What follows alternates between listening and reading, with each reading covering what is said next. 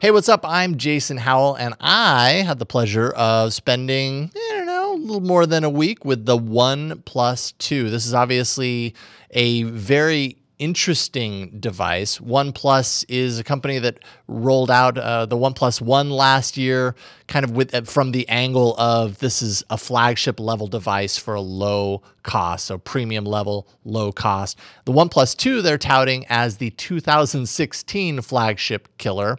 It's obviously a bit of marketing, so take from that what you will, but they're the ones that kind of set that in the air, so we have to kind of hold them to that and see if this holds up to that. This here is the 64 gig model. It costs $389. You can also get the stripped down 16 gig model for $329. But let's take a look at the specs to start off with the OnePlus 2. It's packing a 1.8 gigahertz octa-core Snapdragon 810 processor. The 16 gig version has 3 gigs of RAM. The 64 gig version has 4 gigs of RAM. I'm thinking you probably want to just upgrade and go with that. Has a 5.5 inch 1080p display. It's an LCD panel with 401 pixels per inch. 13 megapixel rear-facing camera on the back. This does have laser autofocus as well as optical image stabilization, and then a 5 megapixel front-facing camera. To look forward. There's a non-removable 3,300 milliamp hour battery underneath the case, the protector back here, and very interesting, a USB-C type connector. I think it's one of the first Android devices to carry that new, what's soon to be a big standard in the mobile world. It's only USB 2.0 compatible though, so you don't get some of the extra features that some of the newer USB-C connectors bring with it if they're running USB 3.1 underneath. And finally, it's Lollipop. It's Android 5.1. It's based on OnePlus's own Oxygen OS. So, but it's a pretty light touch. I think I'm pretty happy with it for the most part. It's a pretty standard stock version of Lollipop with a few enhancements. I'll get into that in a second. So first of all, the design, I'd say that's definitely a strong suit here. It's a very solid design, very sturdy. It has this nice kind of metal trim all the way around the sides, which is a little bit different from last year's model. You'll notice between last year's model and this year's model, the back casing is very similar. It's got kind of almost a sandpaper type feel to it, but it feels good in the hand. And I think if you're going to go with kind of a plastic material, this is a good way to do it. It makes it feel a little bit more premium. It does have a dual SIM underneath. So if you have 2 SIM cards or you're a world traveler, that's going to come in really handy for you. That's a nice feature.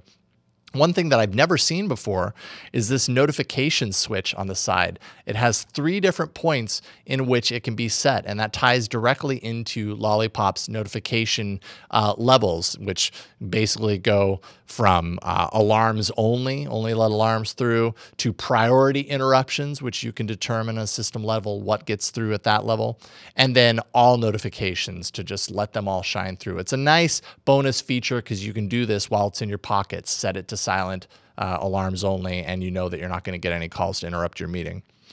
There is a notification light up at the very top that flashes when you get a new notification. That's a nice to glance to. There's also a fingerprint reader down at the bottom. And yeah, so this is a mid-range, mid-tier priced phone packing what I think is a pretty decent fingerprint reader. I had a little bit of issues here and there with it recognizing my fingerprints. It can store up to 5 fingerprints, so you want to choose those wisely and make sure that you're hitting them at the proper angle. Once you learn it, for the most part, it ended up being okay, but I had some issues getting into it. Sometimes you can get into it from a screen off state.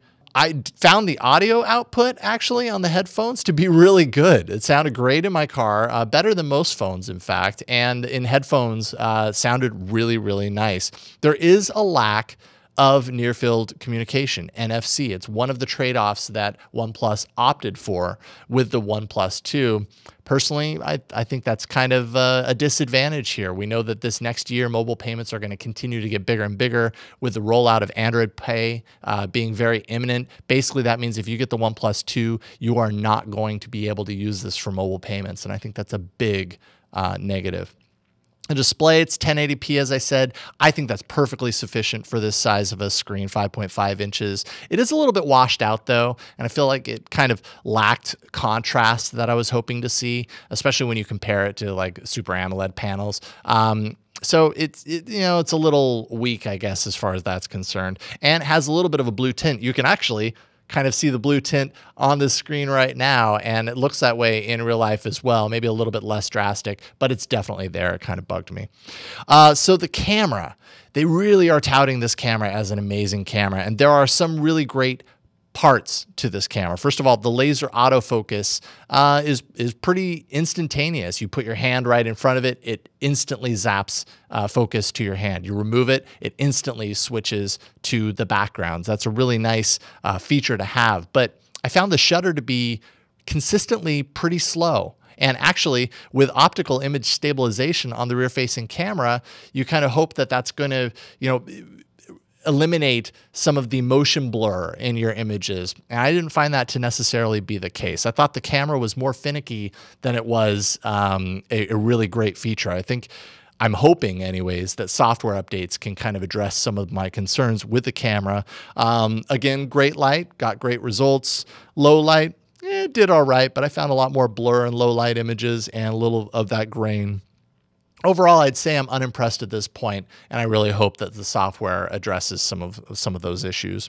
Performance-wise, this phone is screaming. It's a Snapdragon 810 processor, this one with 4 gigs of RAM. There's really nothing that I could throw at this to really slow it down. Browsing, gaming, it all worked really well.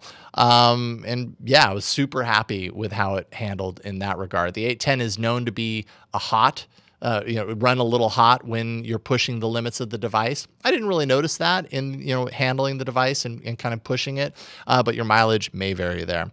As for the software, like I said, Oxygen OS is very stock for the most part. There are some added features in there, though. Fully customizable on-screen buttons. Down here are capacitive buttons, but you can also, in settings, set that to be on-screen if you like. And you can set any of those to have a double tap feature. So a function, for example, is if I hit the fingerprint reader twice, I've set it up to instantly launch the camera. So that's nice to be able to do. Double tap on wake, draw O on a screen off to open it up to the camera, little things like that. You can also customize the LED notifications and what they do. Pretty cool extra features in there. Software does seem a little buggy here and there, though. To OnePlus's credit, they recently, a few days ago, rolled out an update that really addressed a lot of that bugginess. So things are improving. OnePlus is working on it. So let's take a look at the pros of the OnePlus 2. First, it's speedy. This thing is super fast. You're going to love the performance that you get out of it. The dual SIM is great for world travelers. Fingerprint security, especially at this price point, and kind of the dependability of the fingerprint reader on here is nice. The design touches, including that alert slider on the side, some really interesting stuff there. And the price. I mean, that's what this is all about. High quality and a great price off contract.